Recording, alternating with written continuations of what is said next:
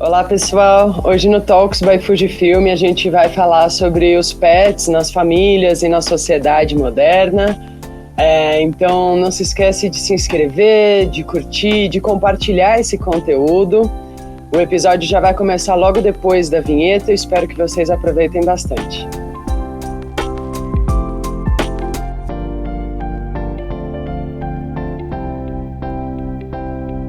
Oi pessoal, sejam bem-vindos e bem-vindas a mais um Talks by Fujifilm. Dessa vez a gente vai falar sobre um assunto muito especial, que é o papel dos animais na nossa vida, né, no nosso cotidiano. E eu tô aqui com duas especialistas no assunto, que vão falar muito melhor do que eu sobre isso. Então eu queria chamar aqui a Bruna. Oi, tudo bem? Tudo bem. Você pode se apresentar pra gente, Bru? Claro, meu nome é Bruna Coraza, eu sou executiva veterinária da Fujifilm. Eu vim para fortalecer, né, essa frente com as tecnologias da Fuji, levar essa qualidade também para os pets e continuar aí a melhorar a vida e a saúde das famílias de um modo geral, incluindo aí os pets também. Muito legal. E também a Rita, né, especialista veterinária. Tudo bem, Rita? Tudo bem, Leandra, Bruna, prazer estar aqui, obrigada pelo convite.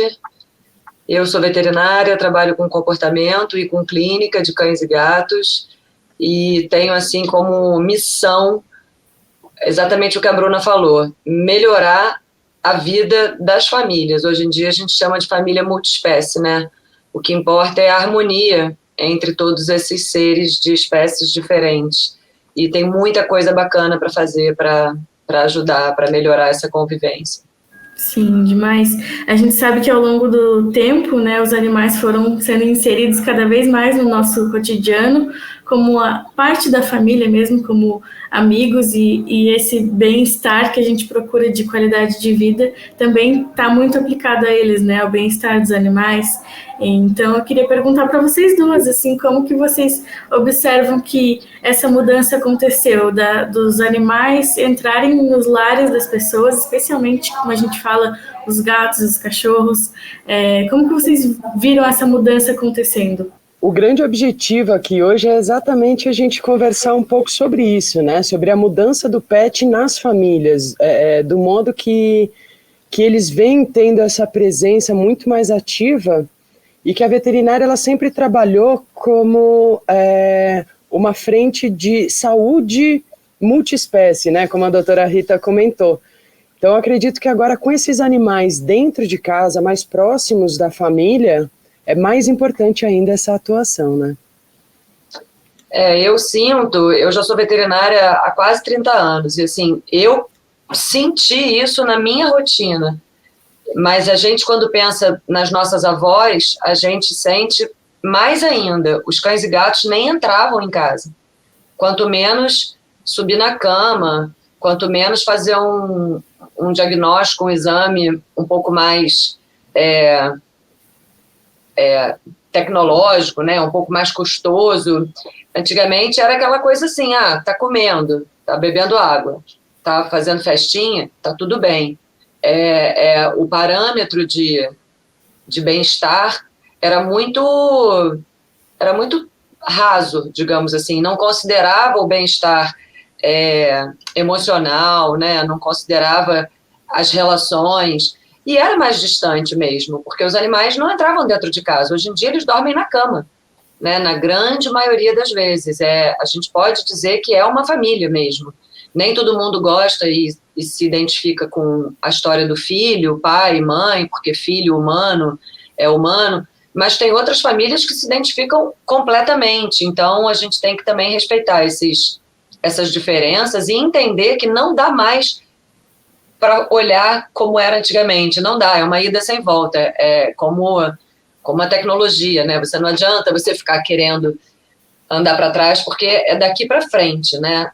A gente pode adaptar, modificar, mas nesses 50 anos, eu diria que nos últimos 50 anos teve uma mudança radical, assim, muito, muito grande. E aí a veterinária acompanha, né? Porque as pessoas sentem o cheiro, percebem a diferença da textura do pelo, percebe que tem uma unha da pata direita que cresce mais do que a da pata esquerda, coisa que imagina, quando eles eram animais de quintal, ninguém nem se dava conta dessas coisas. E eu acho que a tecnologia veio acompanhando essa mudança também, né? A tecnologia de tratamento, de saúde desses pets. Antes o animal no quintal tinha um nível de atendimento veterinário, tinha ali um teto de tecnologia, né? Hoje a gente vê cada vez mais sistemas de diagnósticos de alto padrão, muita tecnologia vindo aí já da medicina humana também aplicada à veterinária de outro modo para o tratamento mais amplo, né, desses pets. Exatamente, faz toda a diferença, né? A gente ter à disposição exames que não são muito invasivos, né? Exame de imagem é uma possibilidade real hoje em dia, né? Até pouco tempo atrás era exclusivo do ambiente universitário, ou aqueles casos muito complicados e tinha um valor altíssimo, né? Hoje em dia isso é viável, é possível, a gente consegue no dia a dia, né? Usar os exames complementares para auxiliar nosso diagnóstico, até porque nosso paciente, infelizmente, não fala, né? Então a gente não sabe onde está doendo. Às vezes a gente precisa investigar mesmo a fundo. E eu tenho uma experiência com comportamento que eu acho que é para daqui a pouco na conversa que eu vou puxar esse assunto. Legal. Pensando nesse avanço da tecnologia até na saúde humana, né? Muita coisa evolui e a gente às vezes fica devendo um pouco na saúde dos animais. Vocês sentem que essa proximidade dos animais, entrando dentro de casa e as pessoas observando mais, como vocês falaram, vendo uma unha, vendo uns detalhes deles, foi o que fez com que essa tecnologia avançasse, com que as pessoas... agora eu preciso realmente entender o que está se passando ali e isso tem que melhorar em questão de diagnóstico. Ou foi um avanço natural que aconteceu ao longo dos tempos? Eu acho que, assim, a tecnologia, para falar a verdade, a medicina, ela experimenta nos animais um monte de coisa antes de ser usada na medicina. Então, a disponibilidade real da tecnologia existe há muito mais tempo. O que não existia era disponibilidade para o uso comercial, né? Para o uso diário. Se a gente for pensar, agora temos cirurgia por videolaparoscopia nos animais. A videolaparoscopia humana se baseou em testes com animais para depois virar uma realidade. Só que isso não era real na clínica, no dia a dia, né? E hoje em dia a gente pode fazer uma castração de fêmea por vídeo. Ainda não é absolutamente divulgado e disponível para todo mundo, porque tem um custo um pouco mais elevado e porque a escolha, né, fica muito limitada às nossas decisões, né? A gente não passa a gente não tem como saber da cadela, né? Você prefere fazer uma cirurgia por vídeo ou uma cirurgia a céu aberto, como a gente chama, né? Não tem como você... Aí fica uma questão de custo e de quais são as complicações. Então, assim, tomografia, ressonância, raio-x com contraste, isso tudo existe há muito tempo, né? Inclusive com animais. Mas é exatamente isso que você falou, Leandra. A proximidade, o fato deles terem virado da família, é que avançou na direção do eu também quero fazer esse exame no meu animal. Até porque nós, veterinários, não temos como fechar um diagnóstico e recomendar um tratamento sem saber o que está acontecendo, né? Fica muito limitado. E a gente já tem muitas limitações pela falta do depoimento, né? A gente compara com a pediatria dos bebês, né? Até 2 anos, o que eles não falam, e que a gente depende da interpretação dos adultos ali, da família, e assim mesmo os nossos animais não são tão monitorados o tempo todo, né? Assim, será que ele engoliu um osso de galinha? Dificilmente uma criança engoliria alguma coisa sem ter tido a supervisão de alguém. Tem sempre alguém do lado, né? O cachorro vai aspirando a rua, né? e a gente fica sem saber o que pode estar acontecendo. Então, a gente muitas vezes usa os meios diagnósticos como pesquisa, né, como ponto de partida, às vezes até. Eu acho que esse daí tem um ponto bastante importante, doutora. Você comentou sobre a pesquisa, né, da doença ali, né, fazer uma boa anamnese, exames complementares. Eu acho que isso é sempre importante da gente ressaltar, porque muitas vezes o tutor ainda, tem tutores que já estão voltados para essa nova realidade da veterinária e tem alguns que ainda não, né? Que falam, esse veterinário eu não gosto dele porque ele pede muito exame. E é exatamente essa evolução do conhecimento veterinário, a evolução junto com a tecnologia, que possibilita a gente ter esse diagnóstico diferencial mais assertivo, né? Então, na verdade, os exames complementares são essenciais. É uma evolução, uma profissionalização desse diagnóstico que eu acho que é muito legal dentro da veterinária acompanhar esse momento, né? Então, a gente fala muito sobre os animais estarem na nossa vida, e não só os animais que estão na nossa família, no nosso cotidiano, mas também todos os animais que estão ao nosso redor. Eu acredito que vocês vão saber me falar até melhor, mas existem algumas pesquisas que falam sobre a ansiedade, sobre o animal ajudar em tratamentos de ansiedade, então reduzir o estresse dos cuidadores e tudo mais. É verdade isso, que os animais podem ajudar nesse tratamento mesmo? É verdade, super verdade. Existem vários trabalhos publicados mostrando redução de pressão arterial, melhorando quadros de depressão, de ansiedade. Isso, quem já conviveu com animal de estimação, não tem nenhuma gota de dúvida, porque é um prazer, é um bem-estar que você sente, é perceptível, você não precisa se esforçar muito para... Será que eu estou me sentindo melhor? Você se sente melhor na companhia de um animal de estimação. E ainda tem todas aquelas questões relacionadas à socialização, né, que envolve a convivência com cães, que o cachorro é até considerado, tem uma expressão engraçada, chama lubrificante social, porque quando você sai para passear com o seu cachorro, é impossível você não responder: como é o nome dele, quantos anos ele tem, qual é a raça, você mora aqui há muito tempo, e tarará. Então, assim, tem pessoas que estão passando por momentos difíceis, não necessariamente de depressão, mas com dificuldade de socialização, ou até mesmo você se mudou para uma cidade nova, você não conhece ninguém, você leva seu cachorro para passear, na segunda semana você já está no grupo de WhatsApp da pracinha, e fazendo amigos, e isso tem um valor, né, que é muito difícil da gente mensurar, mas há trabalhos mostrando, de fato, redução na pressão arterial, melhorando quadros de ansiedade, quadros de sofrimento, né, emocional e mental. Porém, eu, como veterinária, preciso fazer um contraponto dessa recomendação que muitas vezes o pediatra, o psiquiatra faz para uma família sem considerar o bem-estar do animal.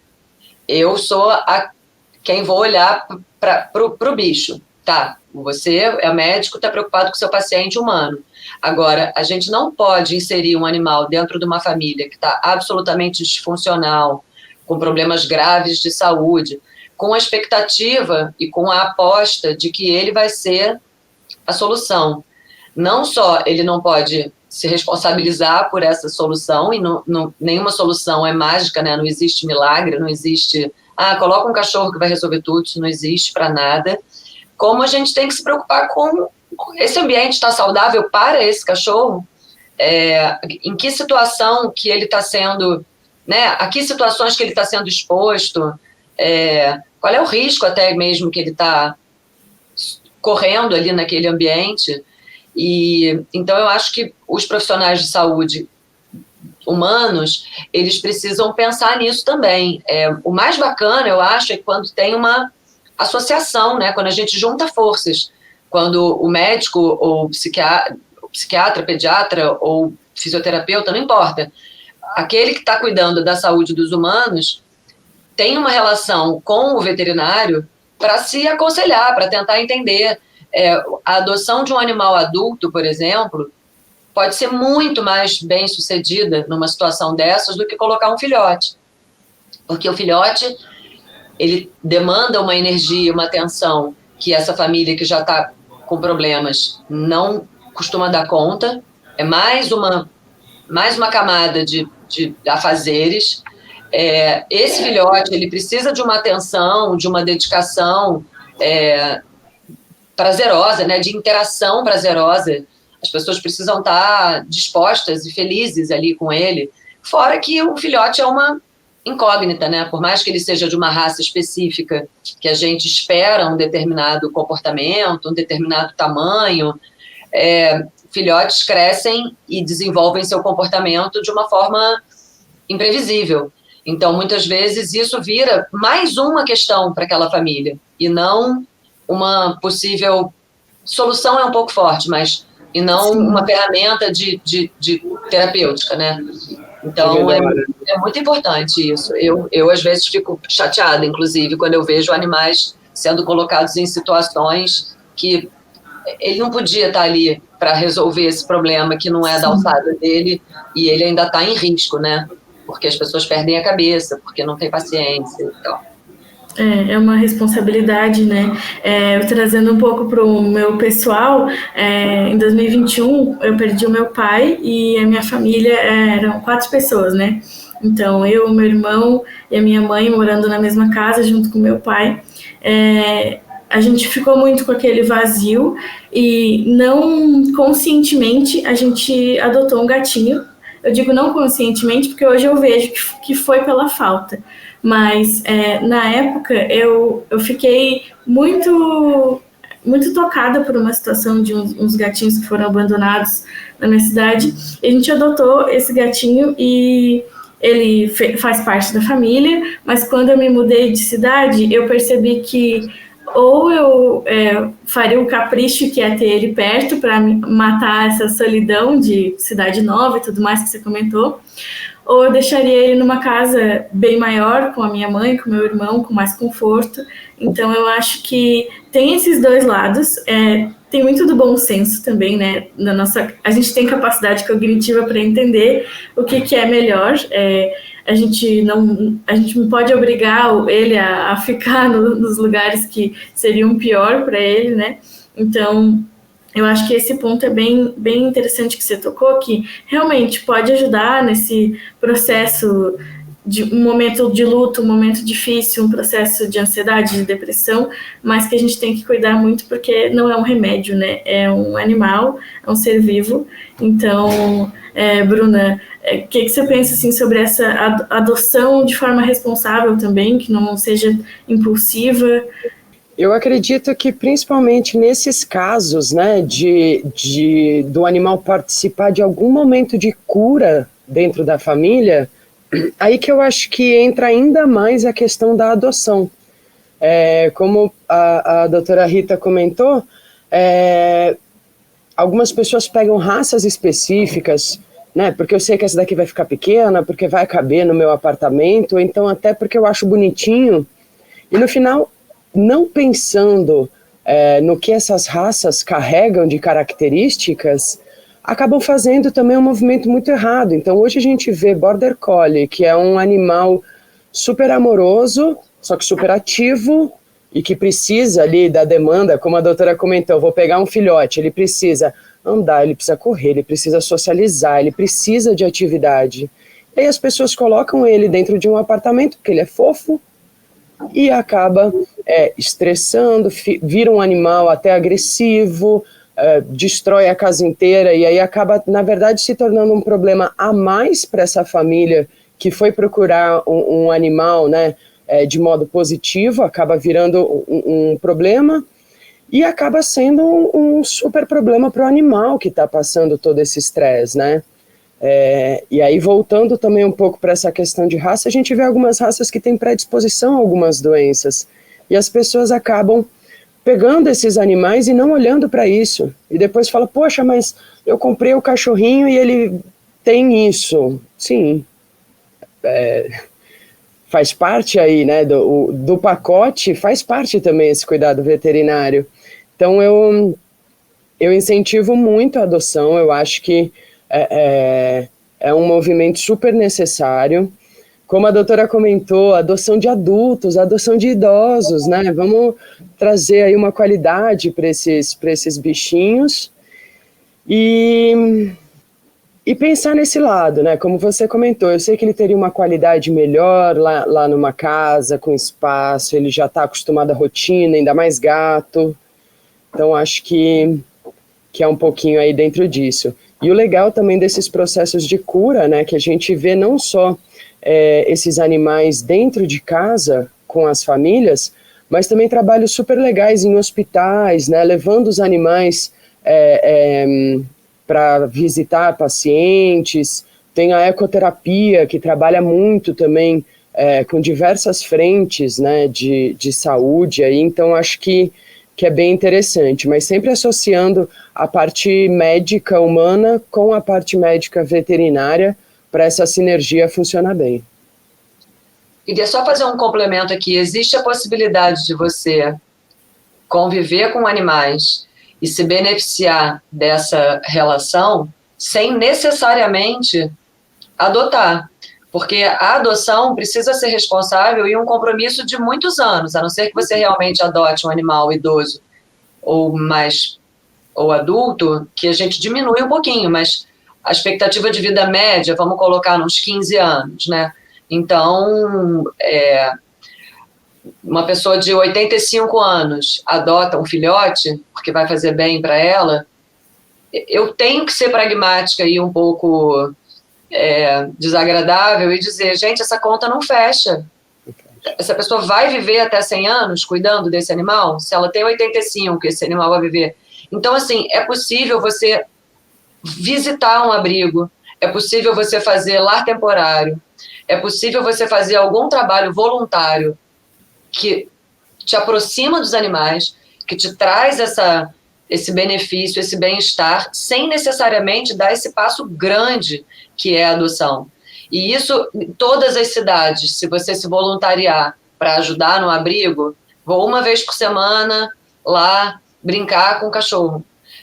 Isso vai te trazer benefícios e você vai amadurecendo a ideia. O lar temporário, os brasileiros dizem que eles não dão conta de fazer lar temporário porque ele se apaixona e fica, né? Porque a gente é muito coração mole, né? E quer logo abraçar tudo e todos. Mas, assim, é possível, existem alternativas. Você pode ficar com o cachorro da sua vizinha no final de semana, quando ela for viajar, e experimentar o que é ter que optar por, não, eu não vou poder sair agora porque está na hora de abrir mão das coisas, né? Porque na hora de adotar por impulso, não se pensa nessas coisas. E, assim, nós veterinários temos esse papel de informar, preparar, que é muito importante e ele é anterior ao processo de cuidar da saúde do animal. A gente deveria ser mais procurado para esse tipo de orientação e não só para apagar incêndio, né? Sim, concordo 100%. E o que vocês sentem que uma pessoa que tá pensando em adotar? Então, eu estou sentindo um impulso de adotar, ou então eu já tenho esse pensamento há algum tempo. O que eu tenho que me perguntar antes de tomar uma atitude? As principais coisas, é sobre o tempo, se eu vou ter essa responsabilidade em 10, 15 anos? Eu posso começar até contando uma experiência pessoal, né, de que gato a gente sempre tem que tomar cuidado porque eles têm um esquema de pirâmide, né, vem o primeiro e depois acaba vindo um monte, então a gente tem que pensar no bem-estar disso tudo. Eu tenho uma gata adotada, minha primeira gata adotada, ela é de raça, ela é uma persa. E eu adotei exatamente porque ela tinha um problema de saúde, aí ficou aquela coisa, mas tem que ser uma adoção responsável. Eu falei, eu sou veterinária, vou fazer essa adoção responsável. Era uma clínica veterinária que estava doando. E aí eu fui lá, peguei a gata, de cara, já tivemos que fazer cirurgia, então já foi um investimento, já foi a questão psicológica, ela acabou de chegar em casa e eu já estou mudando toda a minha rotina para recebê-la e mais, recebê-la doente. E aí depois foram algumas cirurgias junto com ela. Eu acredito que por causa da raça, ela é a minha gata mais difícil. Os outros, que são sem raça definida, eles são super tranquilos, super saudáveis, muito mais fácil de lidar. E essa daí, ela sempre dá uma escorregada aí em todas as questões. Então, eu sou um pouco contra essa questão de raça, mesmo eu tendo essa, né, adotada, mas eu não gosto muito, pensando principalmente no meio de criação, né, criação que eu digo de reprodução desses animais, como isso é feito, e nas questões também de saúde, né, o que essas raças trazem. Será que essa raça... com esse visual mesmo, o visual dessa raça é um visual natural? Você vê um bicho assim na natureza? Ou isso daqui foi tão mexido que vai acarretar aí outras coisas para o bem-estar do animal e também, né, nessa família multiespécie? E eu acredito que as perguntas-chave para essa adoção entram em disponibilidade, tanto de tempo, financeira, disponibilidade de conhecimento, de você ir atrás sobre informações, como que eu vou gatificar o meu ambiente, ou então como que eu posso, como vai ser a alimentação desse animal, o que eu vou fazer para a saúde dele. Então eu acredito que existam aí muitas vertentes, né, para uma adoção responsável. Eu responderia, Leandra, essa pergunta com uma frase que é muito curta e que abre bastante. É assim, cabe na minha vida?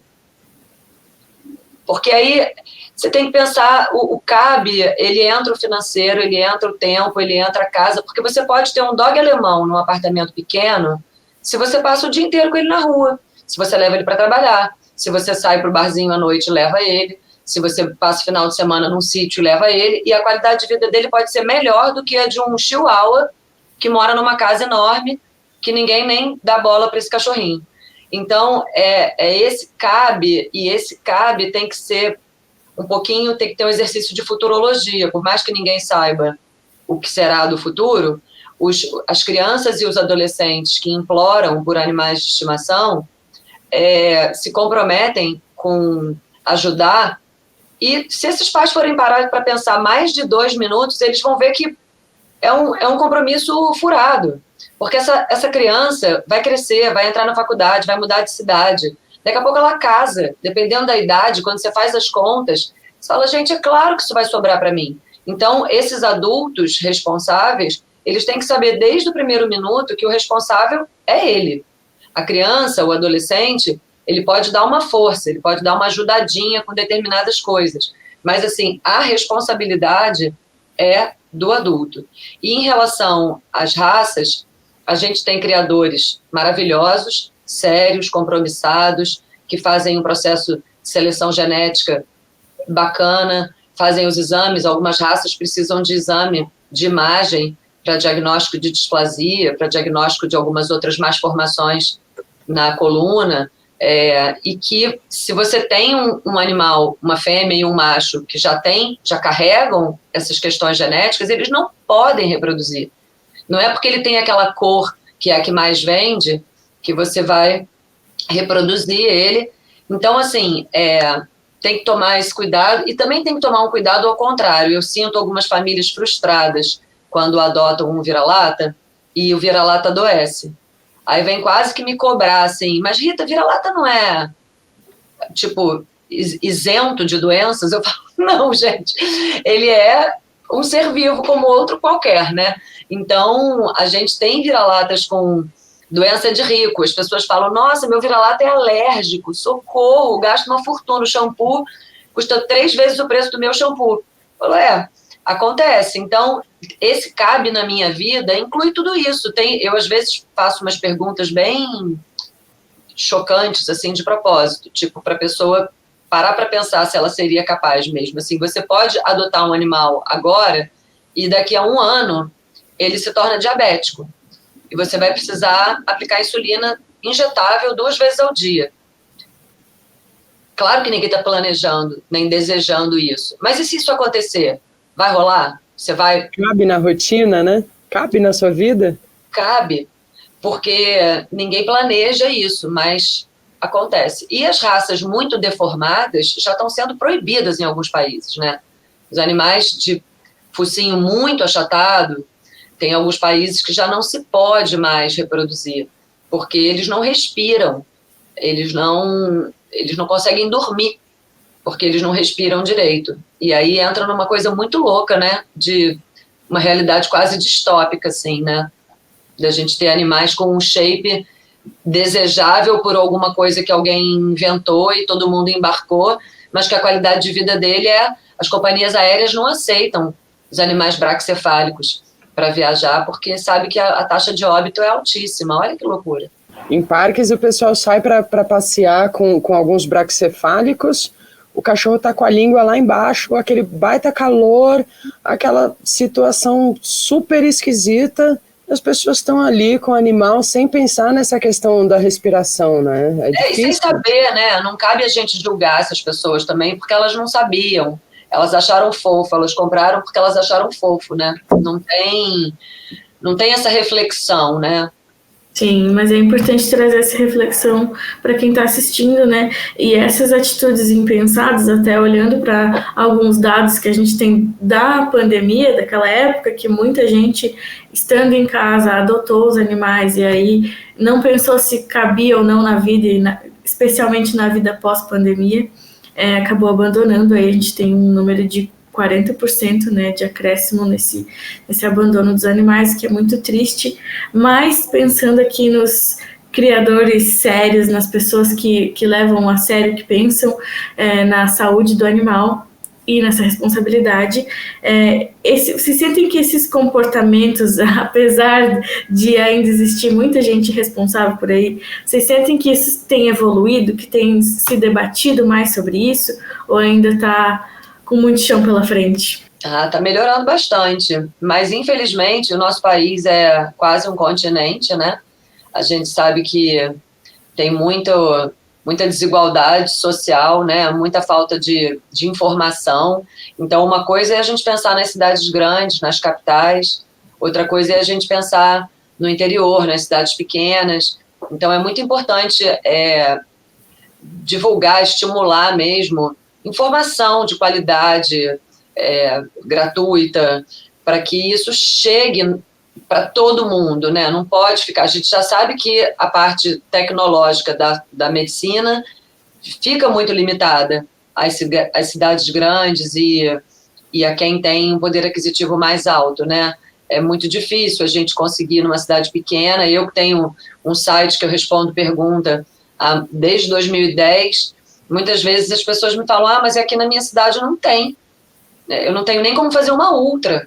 Não tem, como é que eu faço? Eu falo, tenta ir na cidade mais próxima, procura talvez uma faculdade, uma prefeitura que tenha um hospital veterinário, um centro de zoonose, porque fica difícil a gente também pensar de uma forma unificada para um país tão desigual quanto o nosso, né? Mas vem melhorando e eu sinto que as famílias puxam essa evolução, porque as faculdades de veterinária ainda têm um currículo antigo, assim, né? Tinha que atualizar muita coisa, né? Tinha que entrar muita coisa considerando as questões comportamentais, as questões... eu trabalho também muito com o luto, com a tristeza das famílias pelo adoecimento e pela morte dos animais. São coisas que a gente não aprende na faculdade. A gente não tem aula de comunicação, de más notícias, a gente não tem como lidar com o luto do outro, a gente não tem uma base de psicologia para a gente se cuidar, porque o veterinário sofre muito com o sofrimento do outro, né? Então, eu sinto que as famílias acabam muitas vezes puxando para uma modernidade, para um assunto mais novo, digamos assim, e que o veterinário tem que correr atrás, e isso é ótimo, né? De alguma forma a gente evolui, seria maravilhoso se viesse da graduação, da faculdade, mas o que não vem da graduação e da faculdade, a gente sente uma demanda das famílias, como o manejo de baixo estresse, né? Uma clínica que seja que considera o medo e a forma de imobilizar, a forma de fazer um exame de um animal que está com medo. Ele não é um jacaré bravo, mordedor. Antigamente era muito comum, ainda se fala muito, esse gato é uma onça. Gente, esse gato não é uma onça, ele está morrendo de medo. Ele não sabe o que vai acontecer ali, ele acha que vão comer o fígado dele. Ele é uma presa, né, o gato, na natureza. Então, ele se sente muito ameaçado. E não pode ter 3 pessoas para segurar um gato. É melhor medicar esse gato para ele acalmar.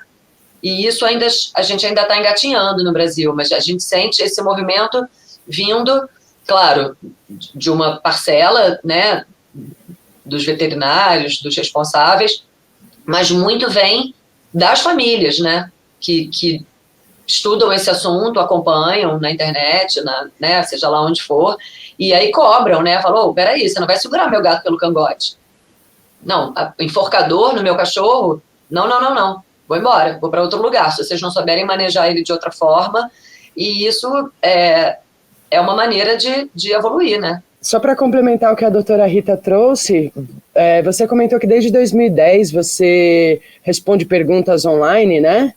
Fora o atendimento, eu acho que é muito importante essa disponibilização do conhecimento de qualidade, de informações reais, né? De um profissional falando sobre aquele assunto. Eu acho que é essencial exatamente para abrir esse horizonte dos tutores. A internet é perigosa, né? Tem muita informação boa, mas também tem muita abobrinha. Então, é fundamental. Muitas vezes as pessoas me perguntam como saber. Você tem que dar uma estudadinha, né? Tem que entrar ali e ver o que essa pessoa já fez, o que ela é. Porque tem muita gente bem intencionada, tem muito influenciador, muito tutor que tem canal falando só sobre cães e gatos e alimentação e dicas para uma vida boa, mas que não tem informação técnica por trás. Uhum. E aí a gente entra nesse lugar da pseudociência, né, que fica aí, chega um monte de informação, quando você vê a pessoa já modificou a forma de lidar, mas não tem embasamento científico para aquilo, né, a gente brinca de dizer fonte, vozes da minha cabeça. Exatamente. Sim, é um perigo, né? Até vendo na internet muitas coisas sobre os gatos, que eu também acabei aprendendo que essa parte da humanização dos pets pode ser muito perigosa, né? Então, de colocar roupinha no gato, de começar a fazer ele se comportar como se fosse uma pessoa, isso é muito até tóxico para ele, né? Ele não faz parte dessa encenação que às vezes a gente quer criar, por sentir que ele faz parte da nossa família. Então, eu amo tanto ele que eu quero que ele coloque essa roupinha, eu quero que ele faça essa coisinha humana, mas isso não tem a ver com ele. Então, vocês sentem que essa informação está chegando nas pessoas? Eu sinto que chegou em mim, mas eu ainda vejo que não chegou em muita gente, assim, e até que ponto que isso pode ser prejudicial, essa humanização? A gente tem um palavrão para a humanização que chama antropomorfização, que é transformar em gente quem não é gente. Tem o lado bom e o lado ruim. O lado ruim é esse, que você já trouxe, né, Leandra, do desconforto, da roupa, do perfume, do parabéns. Você quer colocar um cachorro ou um gato desconfortável, você pega ele no colo e canta parabéns para ele. Porque é um monte de gente fazendo barulho, olhando para ele. Se a gente fizer um exercício de empatia, se colocar no lugar dele, talvez ele pense que aquilo ali acabou para mim, né? O próximo ponto vão me matar, porque é muito esquisito. E as pessoas fazem com a melhor das intenções. Claro, ninguém faz festa de aniversário para o seu animal de estimação para chatear ele. Mas falta alguém falar, acorda, isso não é legal para ele. Assim como a gente não vai rolar na grama, a gente não vai rolar na lama, grama a gente pode até rolar, mas na lama, comer cocô de mendigo, gente, comer cocô é fisiológico para o cão, isso não é uma alteração comportamental. Eu recebo várias questões várias queixas de comportamentos de cães e gatos inadequados, que não são alterações comportamentais, é só um comportamento daquela espécie que não é da nossa.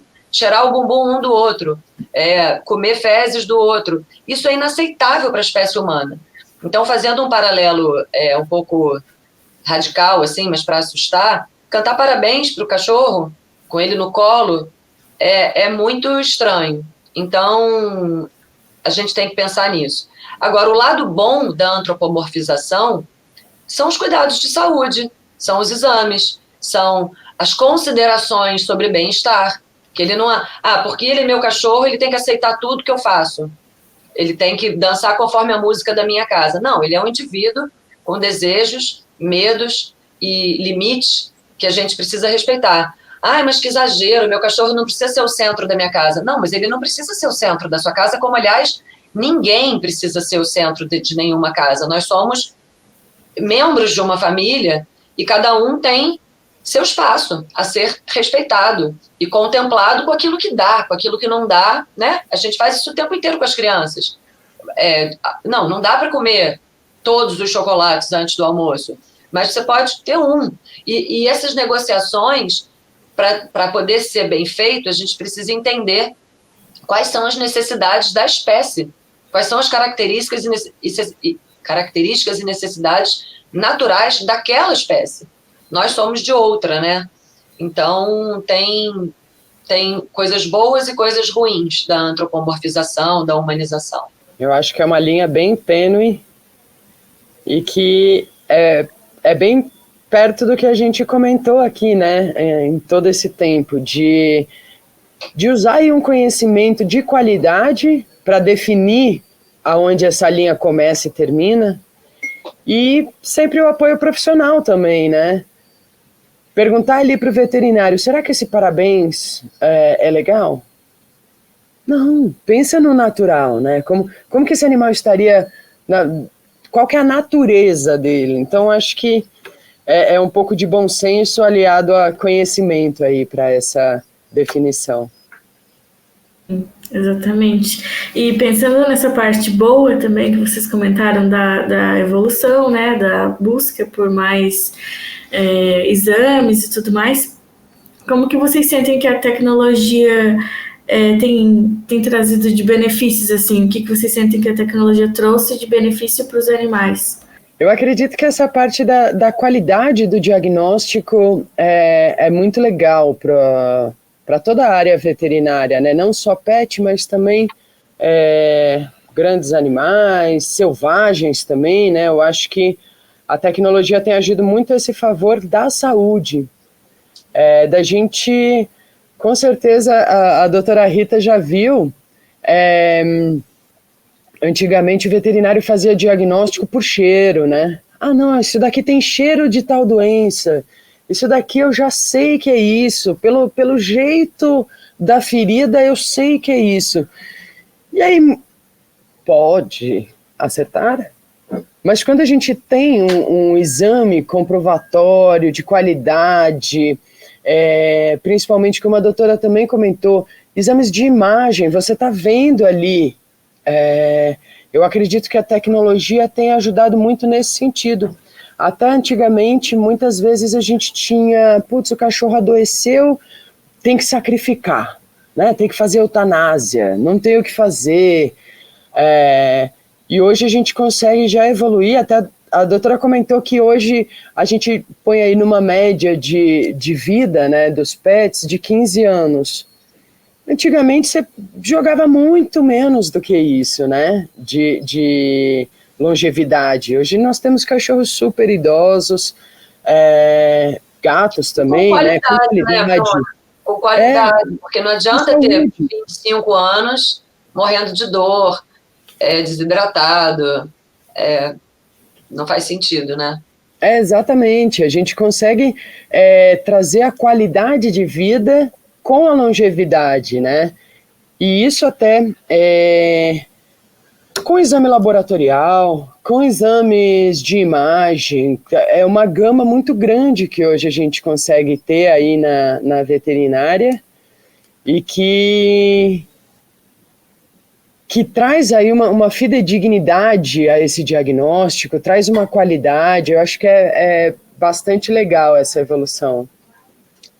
Eu acho que coloca a própria veterinária num lugar de mais credibilidade, porque um dos sofrimentos do veterinário é não ser tão reconhecido e valorizado como a gente deveria, né?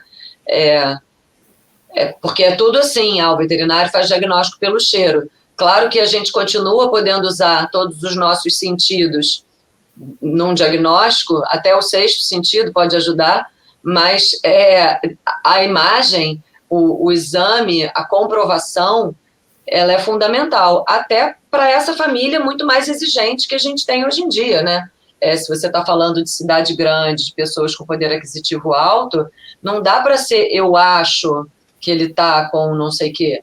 Eu preciso saber.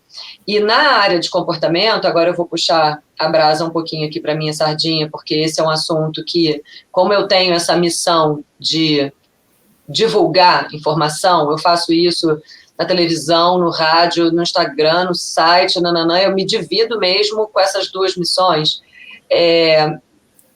A gente precisa sair desse lugar de que o cachorro e o gato tá bem porque tá comendo, fazendo xixi, fazendo cocô e te recebendo na porta.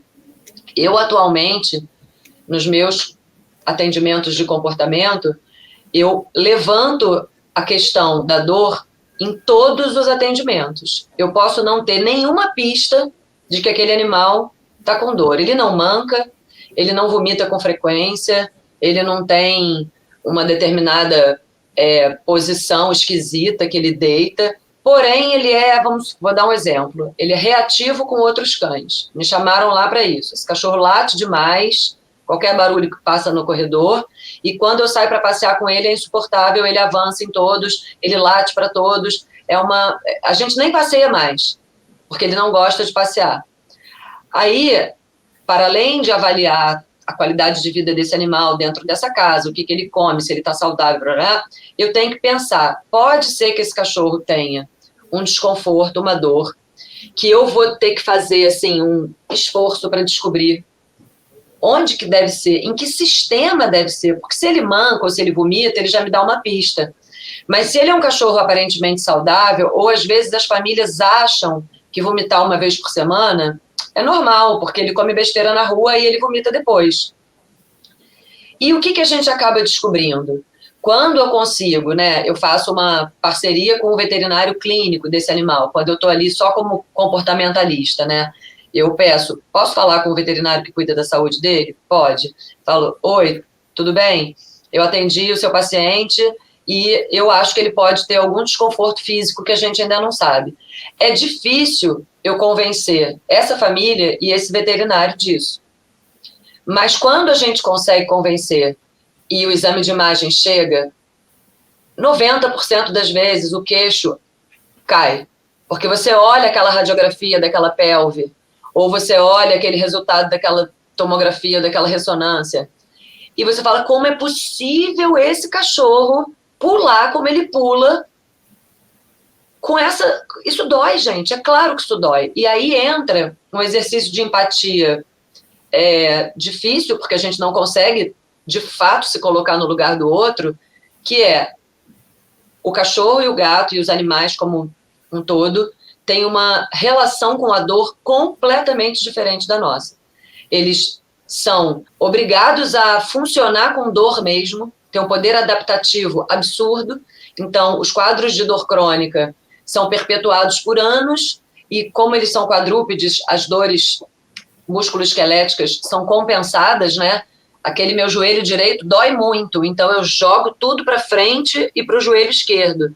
Se você não tiver um olhar muito treinado e acompanhar um vídeo desse animal se locomovendo, você acha que ele não manca. Mas aí depois você olha com calma, a musculatura de uma coxa é muito maior do que a outra, ele é todo projetado para frente. E aí, quando a gente interpreta isso tudo, você fala, sabe por que esse cachorro é reativo? Porque desde pequeno, ou há muito tempo, quando ele sai para passear e um cachorro vem falar com ele, dói. Então, na cabeça dele, encontrar com outro cachorro é sinônimo de dor. Então, que ele não é burro, ele tem os recursos de comunicação dele, o que ele começa a fazer? Ele sai para passear, quando ele olha o cachorro do outro lado da rua, se ele estivesse falando em português, a gente ouviria ele dizer, sai para lá, nem se aproxima de mim, pode ir para o outro lado, porque se você chegar perto de mim, vai doer.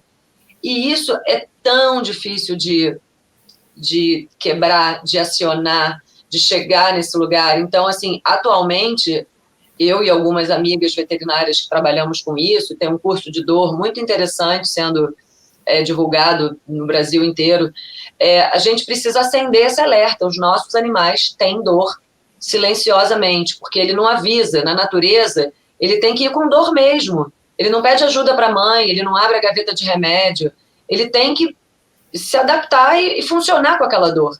Então, eu tenho usado muito apoio dos exames de imagem diagnósticos na medicina comportamental, que é assim, há 4, 5 anos atrás, essa revolução aconteceu em 2020, por conta de um trabalho que foi publicado mostrando que quase todas as questões comportamentais têm uma base física por trás.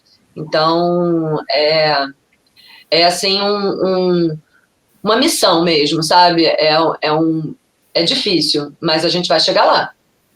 A gente está caminhando e a gente vai chegar lá. Incrível ouvir você falar tudo isso, é muito importante mesmo trazer essa informação, e que bom que a Fuji está aqui também para dar esse suporte, né, nessa questão de equipamentos, de imagem. Bruna está, acho que, muito familiarizada, né, com todos os equipamentos. Acho que nem todo mundo sabe, que é muito importante falar também, né, que a Fuji atua nesse segmento, né, Bruna? A Fuji já há 63 anos no Brasil atua com equipamentos médicos, né, médicos humanos, e aí agora a gente está voltando para melhorar essa qualidade de vida dos pets também. Então você vê que os equipamentos da Fuji, se você parar para conhecer mesmo ali, você fala, cara, isso é perfeito para veterinária. E aí a gente só percebe isso agora exatamente por causa dessa evolução, né, da tecnologia dentro da veterinária. Então nós temos ressonância ao invés de ter aquela boca de entrada, ela tem uma frente enorme. Você fala, pô, isso daqui na veterinária vai ajudar pra caramba no posicionamento do animal. Um ultrassom que é a prova d'água, e que até a probe, né, aquela cabeça que você faz mesmo exame de ultrassom, ela é toda blindada. Então, se der ali algum problema na hora do exame, caiu no chão, molhou, é tudo bem protegido. Exames bioquímicos, né, que a gente sabe que no PET é super importante, a avaliação renal, hepática, como que está caminhando esse tratamento, ou então o que a gente vai buscar nesse diagnóstico. Tem aí muitas frentes que a gente está trazendo essa tecnologia de ponta para incrementar na veterinária, exatamente para conseguir possibilitar esse diagnóstico clínico mais específico, né, super refinado ali, para a gente conseguir trazer qualidade para esse diagnóstico, né, contribuir com o veterinário para chegar nesse resultado. Sim, isso é muito legal. É importante ser acessível, né? Eu acho muito importante ser acessível. Os equipamentos que são portáteis, que você pode levar para casa do gato, né? Que não é habituado a sair de casa, você poder fazer um exame de ultrassom a domicílio, sem ter um custo absurdo, sem o veterinário ultrassonografista precisar carregar uma mala de 300 quilos, né? Isso viabiliza, né? Facilita aquilo que seria, ai meu Deus, só de pensar de levar meu gato na clínica, eu não vou. Tem gente que não leva gato para atendimento veterinário pelo medo do estresse, pelo trauma do estresse que já viveu outras vezes, e não precisa ser assim. Primeiro porque a gente tem técnica de manejo de baixo estresse disponível, tem curso, tem técnica, tem tudo. A gente pode medicar os animais com segurança. Se as pessoas tomam uma medicação para andar de avião, por que meu gato não pode tomar um remédio antes de fazer um exame de sangue ou um exame de imagem, que ele vai ficar com muito medo? Isso tem que ser normalizado, isso tem que entrar na rotina. Então, a gente tem que realmente dar um viva, né, para a tecnologia disponível, na mão. E usar ela para prevenção, né? Eu tenho sempre uma frase que eu fico pensando que quem não cuida da saúde, cuida da doença. Então, sempre acompanhar esses animais no preventivo é sempre a melhor opção. Sem dúvida. E como eles escondem muito bem, né? Esse preventivo nem sempre vem com um sintoma. A gente precisa fazer check-up, né? A gente precisa colocar na rotina, já que os animais estão vivendo muito e a gente quer que eles cheguem lá com saúde, a gente precisa fazer check-up anual até 7, 8 anos e depois o ideal é que seja de 6 em 6 meses. A gente precisa, porque no ser humano, se tiver algum incômodo, a gente vai falar, a gente vai buscar ajuda. Como o animal não busca ajuda, se eu não ficar olhando com uma certa periodicidade, eu perco. Quando eu olho, já está muito avançado. Insuficiência renal, a gente sabe que é assim. Hoje em dia, a gente tem os marcadores precoces e a gente tem que associar o exame de sangue à ultra para a gente poder chegar um pouco mais perto. Saúde oral, né, gente? Os animais chegam lá na frente com a boca muito doente. E isso é uma fonte de infecção, de problemas para o corpo todo, né? Então, sem dúvida nenhuma, a prevenção é fundamental. Sim, a gente falou então sobre essa mudança que aconteceu dos animais chegarem aos lares das pessoas cada vez com mais frequência e também a gente começar a tratar os animais com essa, como que você tinha falado? Antropomorfização. Antropomorfização, então esse palavrão aí, que é realmente ao mesmo passo que é uma coisa boa pela parte de a gente ir em busca de novas tecnologias, também é algo que a gente tem que tomar cuidado. Mas eu ainda queria fazer uma última pergunta, só para encerrar. Eu sei que estava muito bom o nosso papo, mas para vocês deixarem aqui um recado, uma dica especialmente para os veterinários que estão assistindo. Então, uma dica de carreira, assim, que vocês acham que é essencial pensar hoje em dia. Bom, eu sempre dou o seguinte conselho, bem banal: faça o que você gosta. Não vá fazer o que está dando dinheiro, o que está com falta no mercado. Porque já tem muito dermatologista. Se você ama dermatologia, vai fazer dermatologia. Porque você só vai se diferenciar, você só vai ser um profissional reconhecido se você se dedicar. E assim, você até pode se dedicar para aquilo que você não gosta, mas que vida é essa, né, gente? Então, para além do o que é a tendência do mercado, eu acho que a gente tem que fazer o que a gente gosta e buscar formação, né? A faculdade de veterinária é muito ampla, é um currículo que te prepara para fazer qualquer uma das milhões de opções que a veterinária oferece, né? Animais de produção, laboratório, tecnologia de alimento, clínica de grandes animais, de pequenos, a parte comercial, é gigante, não dá, é impossível alguém sair da faculdade preparado para aquilo tudo. Então, a gente vai entendendo quais são nossas preferências, e isso nem sempre acontece ao fim da faculdade, né? Você começa ali trabalhando mas vai tentando entender o que eu realmente gosto, onde que meu olho brilha. Quando você achar, ou se você mudar de ideia, tudo bem, muda de ideia. Vai estudar esse assunto, cola num profissional que você gosta, que você confia dessa área, e assim você vai ter sucesso, né? O que é sucesso, né? Você está satisfeito e poder pagar suas contas, né? A gente não quer muito mais do que isso. Eu acho que é bem por aí também, eu concordo totalmente. Acho que você tem que pegar ali o que brilha o teu olho, né? Uma área... a veterinária é muito grande, então hoje em dia ainda a gente tem mais especialidades, né, crescendo, muita coisa legal acontecendo. Então busca o que te encanta nesse mundo e se dedique muito, estude muito. A faculdade de veterinária ela é o primeiro passo, né? Depois a gente tem muita evolução e tem que ser frequente, tem que ter uma constância nesse estudo. Nossa, atualizações por minuto.